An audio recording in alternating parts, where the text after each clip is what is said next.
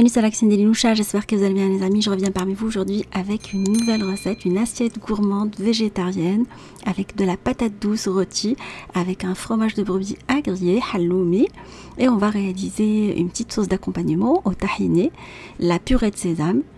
Voilà une recette complète, idéale pour la saison.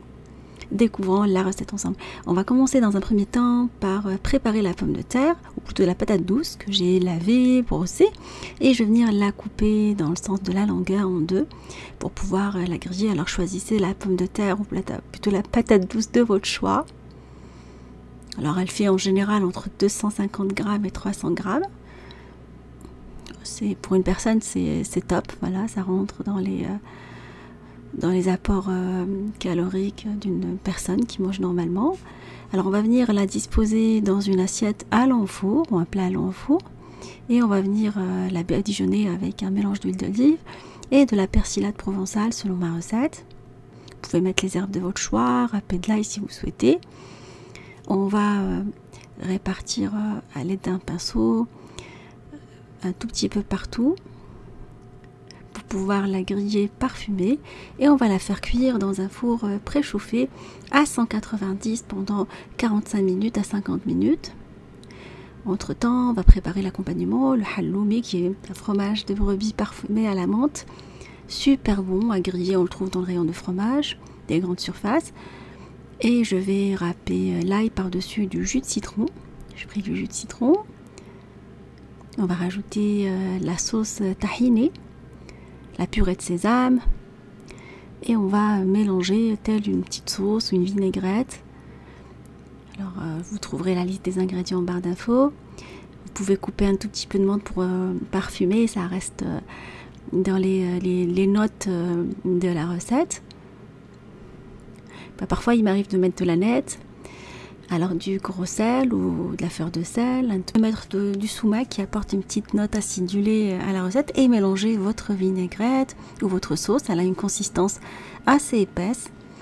Là, vous pouvez éventuellement servir la recette avec des pousses d'épinards, quelques graines de grenade, petite salade d'accompagnement. Alors au départ, je voulais mettre des tomates cerises et à la fin, j'ai fini par les grenades. On met quelques lamelles d'oignon rouge. Ça apporte un petit contraste entre l'acidité de la grenade, la douceur du concombre et un petit goût assez fort de l'oignon. Voilà, une salade assez équilibrée pour laquelle on va réaliser une petite vinaigrette acidulée avec du jus de citron, de la mélasse de grenade, du sel, du poivre, du sumac ou du piment. Et voilà, elle est maintenant prête avec un tout petit peu d'huile d'olive si vous souhaitez pour assaisonner la petite salade. Juste avant le service, hein. Bon, moi je l'assaisonne juste avant de passer à table.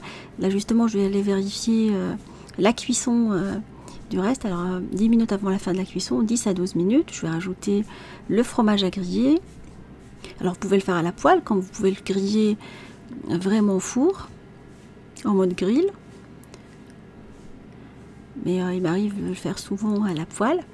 Au moment du service, on va disposer les petites patates. On va venir appuyer dessus pour écraser la chair et disposer le fromage par-dessus, griller.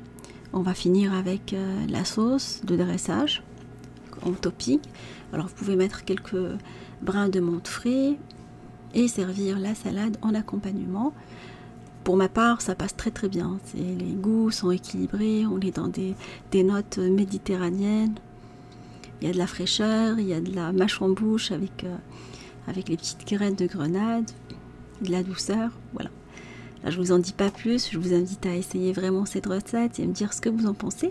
Je vous fais des gros bisous d'amour, merci pour vos messages d'encouragement, et on se dit comme d'habitude, on se retrouve sur la cuisine des Linoucha avec des nouvelles recettes, un voyage culinaire, et à bientôt.